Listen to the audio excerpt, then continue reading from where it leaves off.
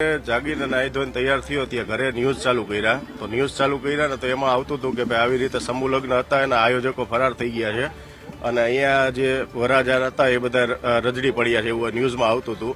એટલે એમાં એવું આવ્યું કે ભાઈ આમાં આ લોકોનો શું થશે લગ્નનો આ તે કરિયાવરનું. એટલા માટે મને તાત્કાલિક એવી જાણ થઈ કે આ લોકો જે રજડી પડે એના કરતાં મારીથી જેટલી મેક્સિમમ વસ્તુ ભેગી થઈ શકે એટલી હું તાત્કાલિક એ લોકોને પ્રોવાઈડ કરું અને કોકનું ઘર બંધાતું હોય તો એ ઉજળે નહીં એટલા માટે.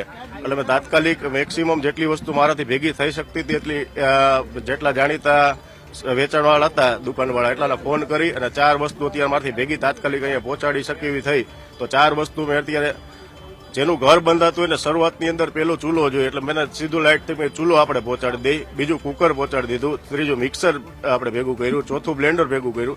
છતાંય હજી અહીંયા મેં આયોજકો જે અત્યારે પોલીસને સંભાળે છે એમને કીધું કે હજી કાંઈ પણ તાત્કાલિક જરૂરિયાત હોય તો બીજી વસ્તુ આપણે દેવા માટે તૈયાર છીએ કે ભાઈ આ લોકો જે નવા લગ્ન થતા હોય રજડી ન પડે એટલા માટે મને એવો વિચાર આવ્યો. એટલે મેં તાત્કાલિક બધી વસ્તુ બધી ભેગી કરીને અહીંયા દેવા માટે હાજરમાં દે.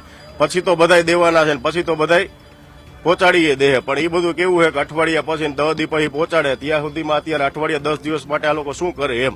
એટલે મેં કીધું અત્યારે જેટલું ભેગું થઈ શકે તો એમાં ચૂલો પેલી પ્રાયોરિટી છે કે ચૂલો એનો અત્યારે સીધો ચાલુ થઈ જાય ઘરે જઈને. એટલા માટે ચૂલો આપણે પેલા કરી દીધો છે, અહીંયા મગાવી દીધા છે અને મેં 28 મગાવી લીધા. પણ અહીંયા પહોંચ્યા પછી એવી જાણ થઈ કે અત્યારે 6 લોકો જ છે અત્યારે બરાબર.